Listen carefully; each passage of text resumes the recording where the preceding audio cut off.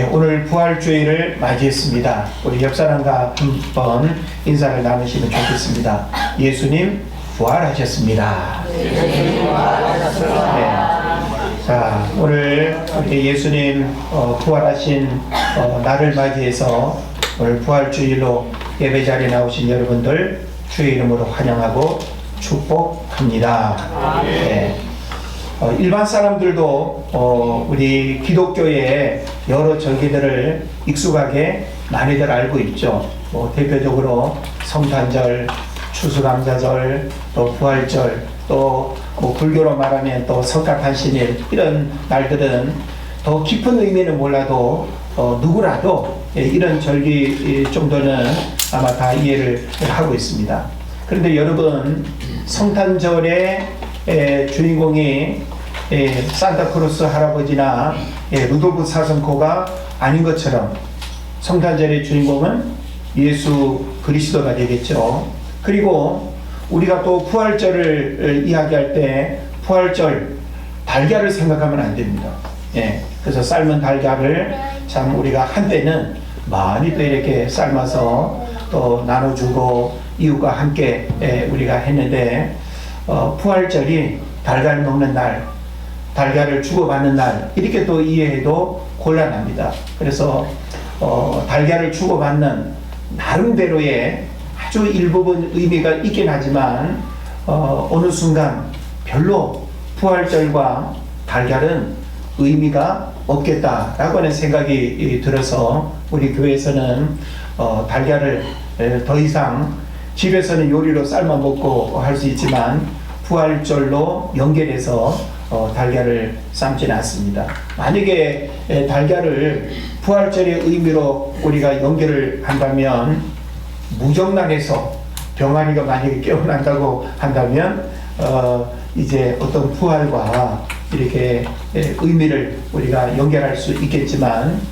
유정란은 적당한 체온과 습도에 의해서 21일이 지나면 병아리가 깨어나는 것은 너무나 당연한 자연이 있지 아니겠습니까? 그래서 우리는 예수님의 부활을 이야기할 때 죽음에서 생명으로 살아나신 그 예수님을 우리가 기억하고, 그리고 또 믿음을 고백하는 시간이기 때문에 우리가 이 부활절의 의미들을 잘 알고, 물론 우리가 머리로 이해하기보다는 가슴으로 우리가 이해하고 우리의 또 삶으로 고백하는 것이 무엇보다 중요할 줄로 믿습니다. 이렇게 특별한 부활주일을 맞이해서 예배자리에 나오신 여러분들을 다시 한번 축복하고, 부활의 생명이 여러분의 삶 속에 그리고 가정에 충만하게 임하기를 바랍니다. 우리는 생명을 참 흥미로운 그리고 긍정적인 의미로 우리는 생명이라고 하는 단어를 우리가 이제 말하게 됩니다. 특별히 생명은 여러 가지 의미들이 있을 수 있는데, 우리가 생명이라고 하는 단어를 떠오를 때 어떤 이미지가 여러분 떠오르시나요? 우리는 기독교 신앙을 가지고 있는 입장에서 생명을 말할 때 예수님 안에서 숨쉬는 삶, 또 십자가에서 피어난 생명, 부활의 능력이 흐르는 심장, 예수로 인해 다시 뛰는 심장 박동, 영혼으로 이어지는 생명줄, 이런 은유적인 표현으로 우리가 생명을 말할 수도 있지 않을까 하는 생각을 해봅니다. 그래서 생명은 언제나 우리에게 희망을 주고 기쁨을 주고, 그리고 또 소망이 되고, 그리고 어떤 씨앗을 연상하게 되고 빛과 희망이 되는 이 단어가 바로 생명이 될 겁니다. 그런 면에서 우리가 생명을 본다는 것, 생명을 만져본다는 것, 생명을 온몸으로 느낀다는 것, 이건 얼마나 행복한 일이고 얼마나 큰 기쁨인지 모릅니다. 그래서 우리는 누구라도 생명이 아주 생기발랄하게 살아있는 것은 우리가 다가가고 싶지만 시들해져 가고 고개를 숙이고 생명이 느끼지 않는 신음하는 그런 동식물을 여러분 가까이 하고 싶은 사람이 있습니까? 그런 면에서 생명 우리에게 희망이고 힘이고 능력이고 그리고 우리에게 소망이 된다라고 하는 것을 생각하게 되는 것입니다. 자, 오늘 우리가 본문의 말씀을 살펴보게 되면 저와 여러분과 다르지 않은 평범한 한 사람, 나사로라고 이름하는 그 청년이 죽었습니다. 그래서 일찍 부모를 여의고 마르다, 마리아라고 하는 이 여동생들, 그래서 삼남매가 서로 의지하면서 그렇게 살고 있었고, 또 이들은 일찍이 예수님을 이렇게 만나서 예수님도 이 삼남매를 특별히 사랑했고, 또 혹시라도 예수님이 그 마을을 지나가시게 되면 이들의 가정을 또 방문해서 신방도 하고 교제도 하고, 그래서 평소에 이렇게 잘 아는 그런 관계였습니다. 그러나 예수님은 특별히 머무는 곳이 없었고 또 공생의 사역을 위해서 늘 동고서주했기 때문에 이곳에만 늘 계실 수는 없는 거죠. 근데 우리가 성경을 보게 되면 이 나사로가 어느 날 갑자기 죽음을 맞이합니다. 병들어서 죽었는지 어떤 사고로 죽었는지 알 수는 없지만 오늘 성경에 보면 아직 죽을 때가 안 된 젊은이로 우리가 표현할 수 있는 이 나사로가 죽었어요. 그래서 이 나사로의 죽음은 어찌 보면 삼남매가 서로 의지하면서 살아가는 아주 중요한 가장이 사라진 것과 같고, 그리고 한 가정에 큰 힘이 상실되는 그런 또 모습과도 같은 것이죠. 그런 면에서 이 가정은 부모도 일찍 여의었고 또 그렇게 의지했던 오빠 나사로마저 어느 날 갑자기 죽음을 맞이했기 때문에 이것은 얼마나 큰 고통이고 얼마나 큰 슬픔인지 알 수가 없는 겁니다. 그런데 이들이 예수님이 어떤 분인지를 알고 있었기 때문에 예수님이 이런 상황에 계셨더라면 우리 오빠가 죽지 않았을 것이고, 설령 죽었다 하더라도 뭔가 좋은 일이 일어날 수 있는 그런 또 기대감을 이렇게 가졌는데, 지금 그들은 절망하고 있는 그런 상황이에요. 왜냐하면 오빠 나사로가 죽고 이미 하루, 이틀, 사흘, 나흘째를 맞이했다고 이야기하고 있습니다. 여러분, 지금 같은 날씨도 그렇지만 뜨거운 여름날 생선이라든지 사람이 이렇게 죽거나 하면 몇 시간만 지나도 부패하고 냄새가 날 텐데, 하루, 이틀, 사흘, 나흘이라고 하는 것은 이미 죽음이라고 하는 상황이 얼마나 참혹하고 더 이상 어떤 이 죽음에서 생명을 이야기하고 생명을 기대한다는 것은 있을 수 없는 그런 일인 것입니다. 그런데 나흘째가 되는 이날 때에 예수님이 소식도 없이 갑자기 나타나신 거예요. 그러니까 기쁘기도 하지만 이 마르다와 마리아 이 여동생들은 너무 속상하기도 한 거예요. 예수님이 이렇게 늦게 나타나셔서 오빠가 이렇게 죽어가는 그 상황에 계셨다라고 한다면 이런 슬픈 일이 없을 텐데, 이미 죽어 장사 지내고 이미 나흘이나 되는 때에 예수님이 이렇게 오시니까 여동생들은 마음에 슬픔과 아픔이 사라지지 않는 그런 이제 모습을 우리에게 보여주고 있습니다. 자, 그런데 오늘 우리가 25절, 26절을 읽었습니다만은 24절을 보면 이런 표현이 있어요. 마르다가 이르되 마지막 날 부활 때에는 다시 살아날 줄을 내가 아나이다. 어떻게 이런 고백을 할 수 있죠? 예수님을 어떻게 알고 믿었으면 이런 고백을 할 수 있을까 싶을 정도로 마르다의 이 신앙 고백은 이미 여기에서부터 부활 신앙을 가지고 있는 모습을 우리에게 보여주고 있습니다. 그래서 이제 예수님이 이런 고백을 하는 마르다, 마리아를 향해서 예수님이 말씀합니다. 뭐라고 말씀하고 있죠? 나는 부활이요 생명이니 나를 믿는 자는 죽어도 살겠고 무릇 살아서 나를 믿는 자는 영원히 죽지 아니하리니 이것을 내가 믿느냐. 다시 한번 부활신앙에 대한 점검과 확신을 예수님이 하시는 거예요. 저는 이 질문이 오늘 우리에게도 던져진다고 믿어요. 우리는 태어나서 죽는다라고 하는 것은 자연 법칙의 너무나 단순한 진리죠. 이것을 인정하지 않거나 믿지 않는 사람은 아무도 없어요. 그런데 신앙이라고 하는 것은 초자연적인 것들, 우리의 이성적 논리로 이해할 수 없는, 그래서 오직 하나님만이 하시는 그 영역을 우리가 바라보고 믿음으로 고백하는 것이 믿음이다라고 하는 사실이죠.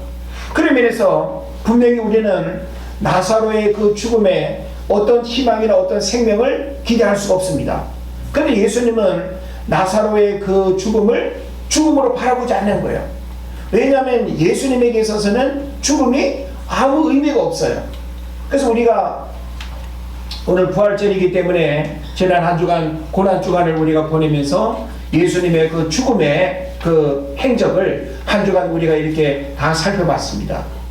사람은 권력과 혹은 또 여론과 어떤 세상적인 어떤 지위로 예수님을 죽이고자 했고, 그리고 실제 십자가에 못 박아 죽게 하는 일들을 했지만 예수님은 무덤 속에 갇힐 수 없는, 무엇으로도 예수님을 무덤에 가둘 수 없는, 그래서 사망 권세를 깨뜨리고 부활하신 분이 바로 예수님이라는 것입니다.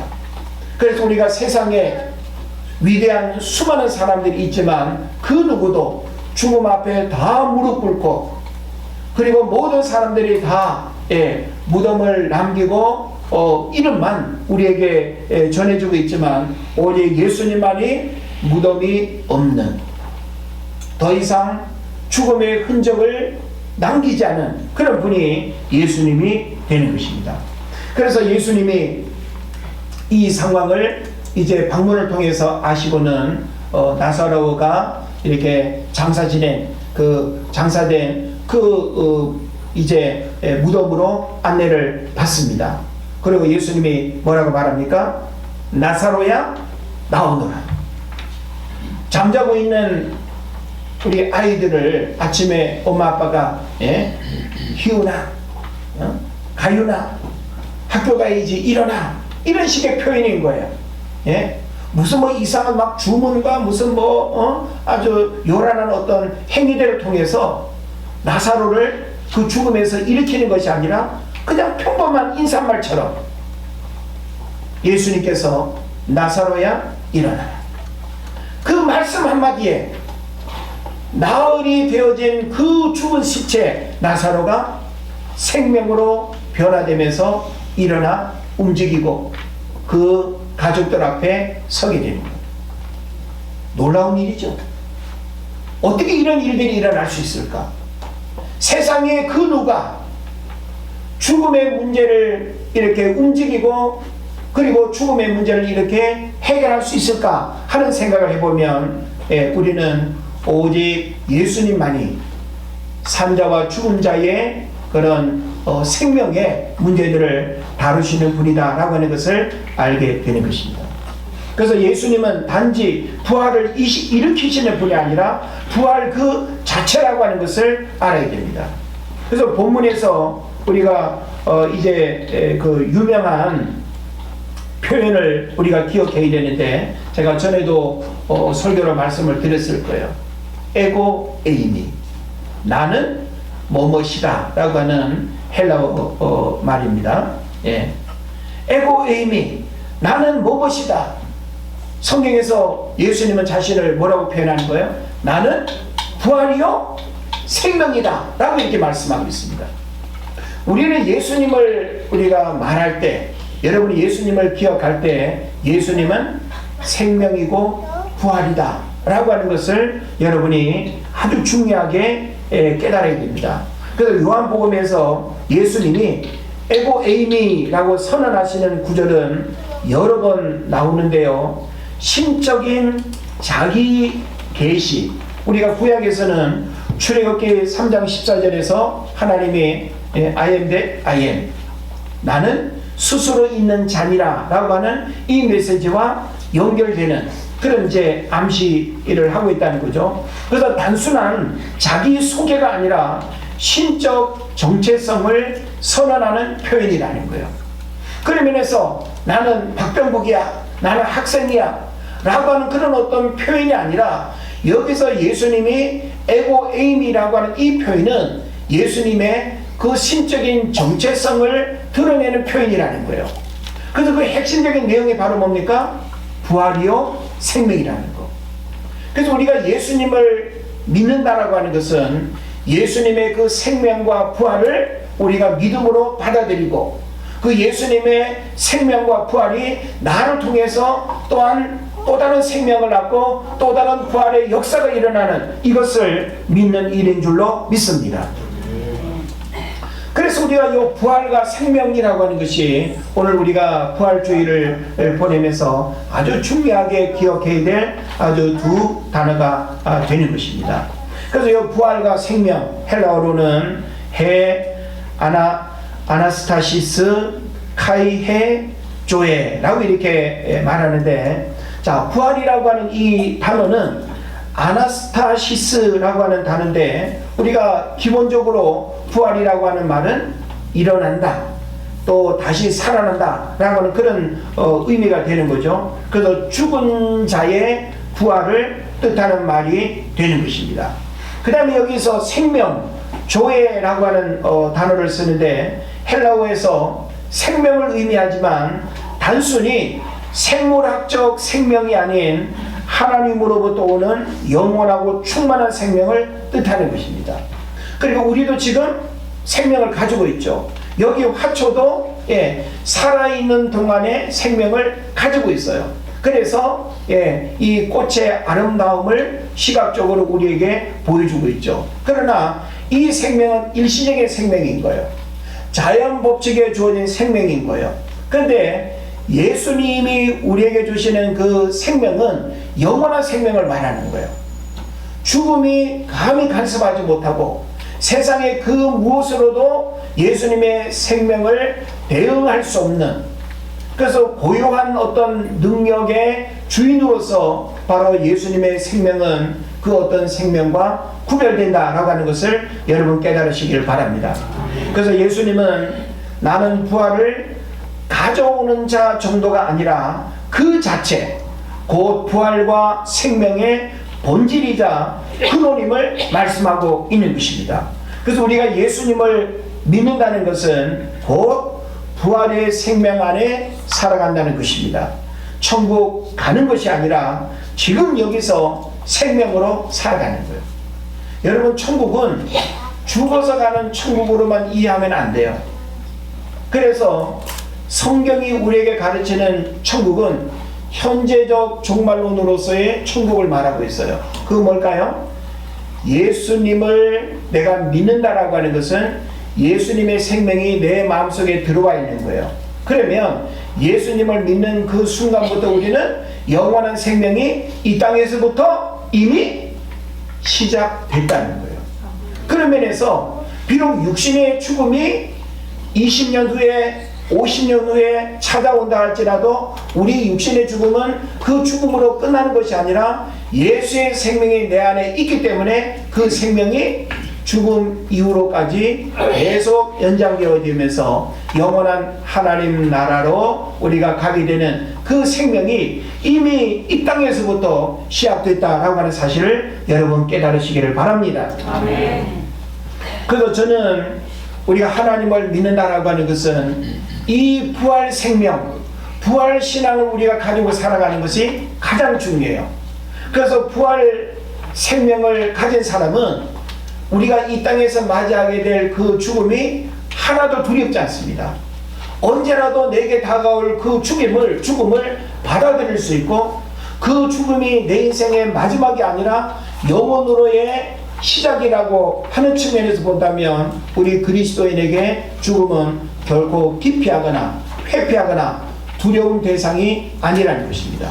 그런 면에서 이 죽음을 이렇게 긍정적으로 받아들이고 죽음을 이렇게 생명으로 충만하게 받아들일 수 있는 종교가 어디 있겠습니까?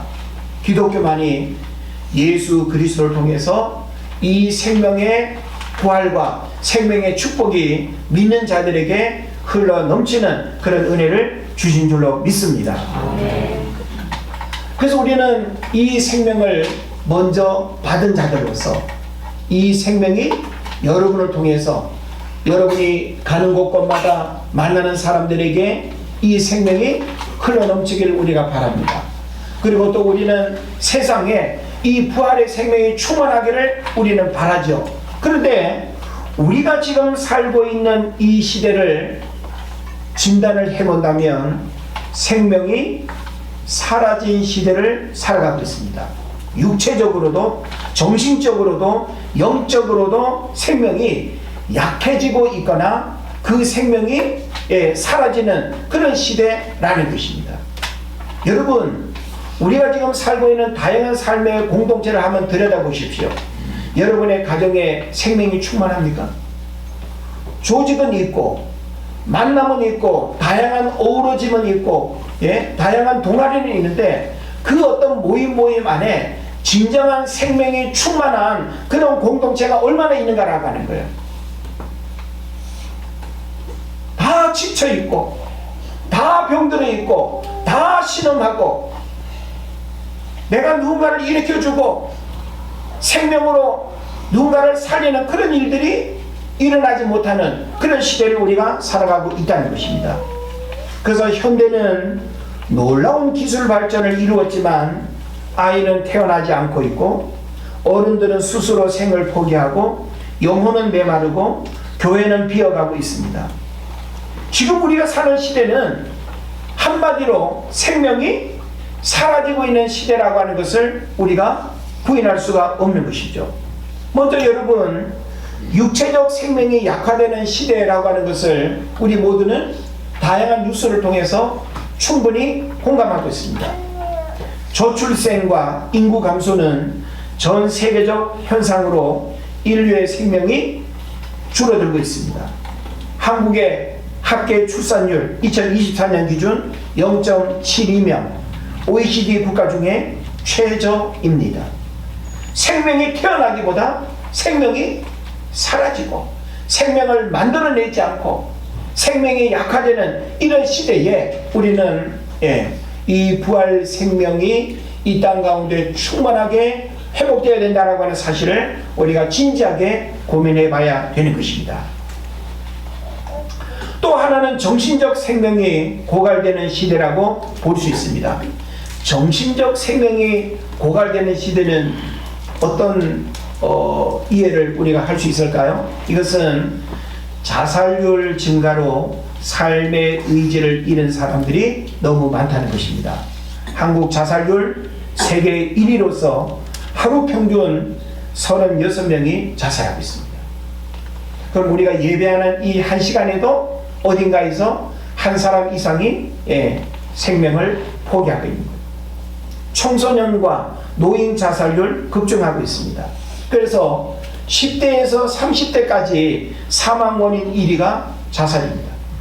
70대 이상 노인 자살률은 OECD 국가 중에 평균 3배에서 4배나 더 높다고 이야기합니다. 우리는 3만 불 시대를 이야기하면서 이렇게 잘 먹고 잘 살고 의식주의 근심 걱정 없이 우리가 살아가고 있음에도 불구하고 삶의 의미를 잃어버리고 우리 삶의 생명이 점점 약화되는 그런 시대를 우리가 살아가고 있다는 것입니다. 그래서 살아있지만 살고 싶지 않은 이들이 늘어나고 있는 것이죠. 또 영적인 생명이 무너지는 시대입니다. 지금 제가 여러분에게 생명에 대한 말씀을 지금 이렇게 구석구석 이야기하고 있는데 우리 삶의 모든 상황들을 우리가 살펴봐도 생명으로 충만한 데가 없어요. 영적인 생명이 또한 무너지는 시대라고 하는 말은 탈종교화가 심각한 수준입니다. 탈종교화라고 하는 말은 뭔가 하면 어느 종교든지 종교를 이탈한다는 거예요. 어느 종교든지 종교가 현실적으로 불필요하고 싫다는 거예요. 거부하는 거예요. 그래서 신앙과 교회를 이탈하고 하나님과의 생명 단절이 증가하며 젊은 세대의 무종교 인구가 급증하고 있습니다. 전체 개신교인의 약 20에서 30%만이 실제 예배 참석 중이고 코로나 이후에 회복되지 않고 있다는 보고를 합니다. 그러니까 우리 개신교 신앙만 보더라도 나는 종교가 개신교인이야 라고 이렇게 표시하는 사람들 중에 실제 예배 참석하는 사람들은 20-30%밖에 안 된다는 거예요. 그러니까 영적으로 생명으로 충만한 삶을 살아가지 못하는 이 시대를 우리가 진단할 수 있어야 된다라고 하는 것입니다. 또한 우리가 생명경시 문화의 확산도 우리가 살펴볼 필요가 있습니다. 생명에 대한 감수성 저하가 심각해서 낙태, 안락사, 동물학대, 생명윤리 무시 등 생명의 가치보다 편의와 선택을 앞세우는 사회가 되고 있습니다. 그래서 우리가 잘 아는 바와 같이 AI, 인공지능이죠. 또 가상현실, 로봇에 생명을 부여하면서 진짜 생명은 소외되고 있는 세상을 우리가 살아가고 있습니다. 예. 그래서 우리는 예수님이 우리에게 주신 이 부활의 생명이 어떻게 주어진 생명인데, 그 생명이 얼마나 귀하고 특별한데 우리가 사는 이 세상에 그 생명이 환영받지 못하고 그 생명이 사라지고 있고 그 생명이 거부당하고 있다라고 하는 사실이죠. 그런 면에서 더 이상 생명이 거룩하고 존귀한 것으로 여겨지지 않는 이 시대, 우리는 다시금 생명을 생각해야 되고 그 생명이 나를 통해서뿐만이 아니라 교회를 통해서 이 죽어가는 이 세상에 생명이 점점 사라지고 약해지는 이 세상에 교회가 이 생명을 불어넣고 이 생명이 흘러가는 통로가 되어야 되겠다라고 하는 것입니다. 그러면서 오늘 저는 여러분에게 생명이여 살아나라 라고 하는 이 말씀을 우리가 세상을 향해서 선포할 수 있으면 좋겠습니다. 생명은 살아나야지 생명이 죽어간다는 것은 얼마나 안타까운 일인지 몰라요. 예? 여러분이 이뻐하고 가꾸는 어떤 동식물, 생명이 꽃을 피우고 열매를 맺고 해야 되는 그 생명이 시들시들해지고 죽어가고 신음하고 있다고 한다면 얼마나 고통스럽겠습니까? 하나님은 창조 생명으로 이 땅을 충만하게 풍성하게 하셨어요. 그리고 하나님은 예수님을 통해서 부활 생명의 은혜를 우리에게 충만하게 주인 줄로 믿습니다.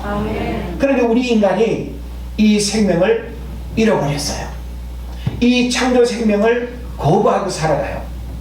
부활 생명이 뭔지를 모르고 세상에서 아주 무의미한 그런 어떤 생명에 매여서 살아가는, 그래서 죽은 시대에 사는 것 같아 라고 하는 표현처럼 오늘날 사람들의 마음은 공허하고 지쳐 있습니다.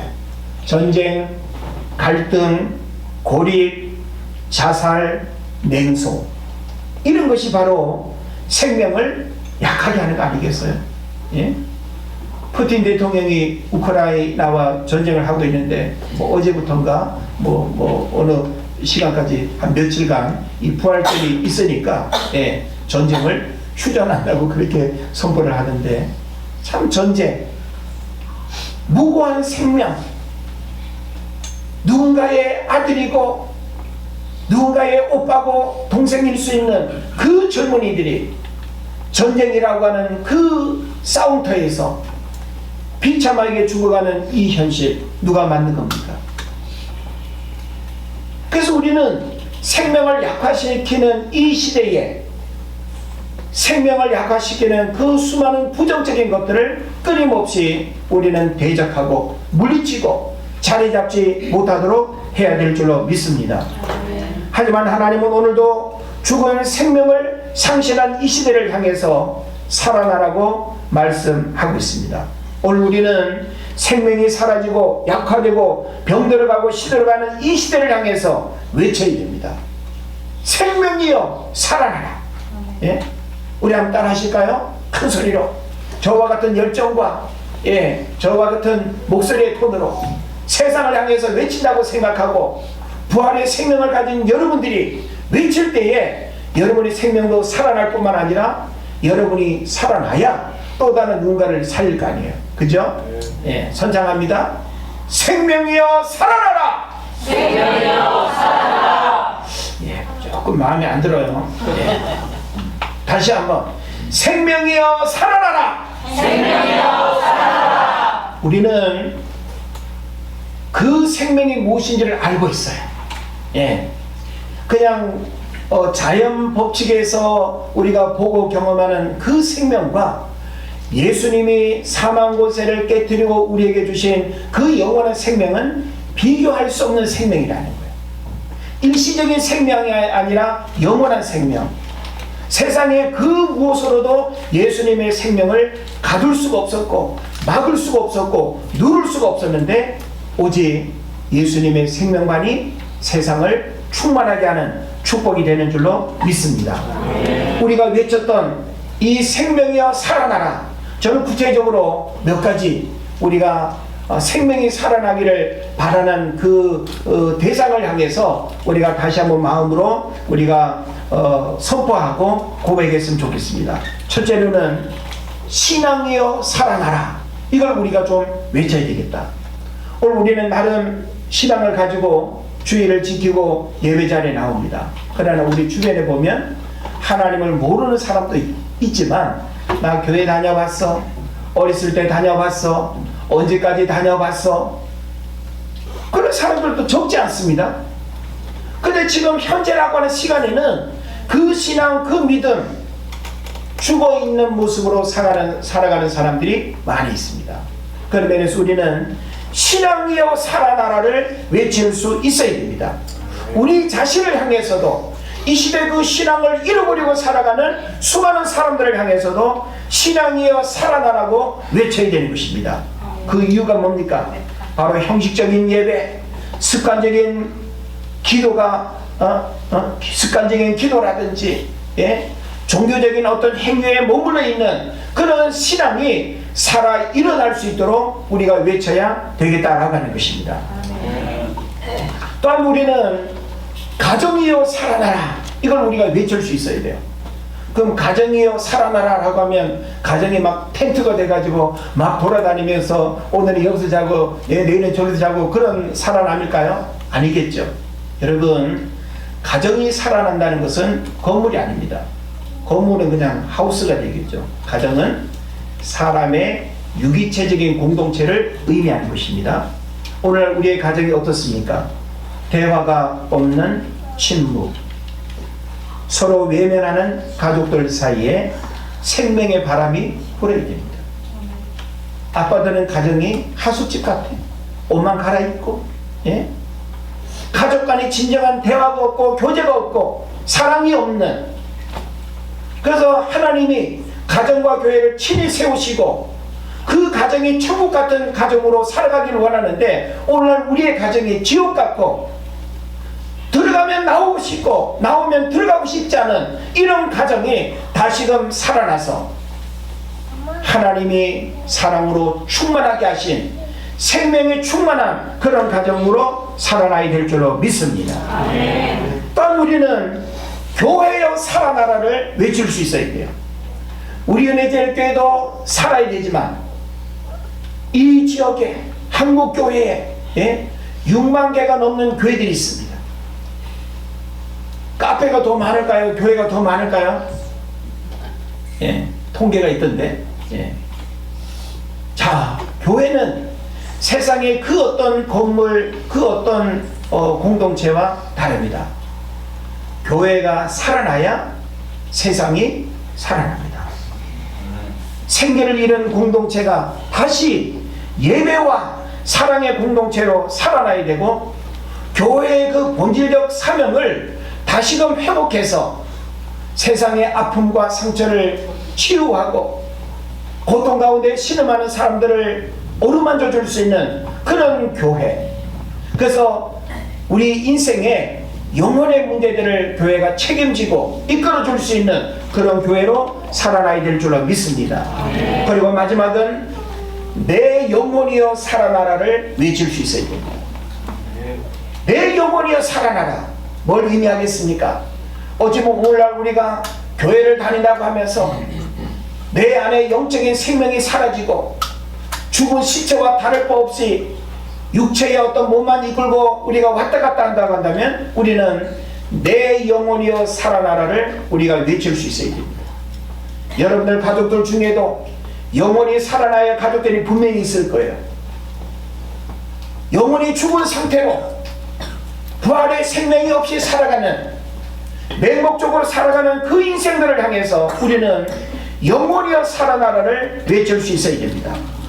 두려움과 무기력에서 벗어나 예수 그리스도의 부활 생명으로 충만해지기를 바라면서 우리는 내 영혼이여 살아나라를 외칠 수 있어야 되는 것입니다. 저는 말씀을 마칩니다.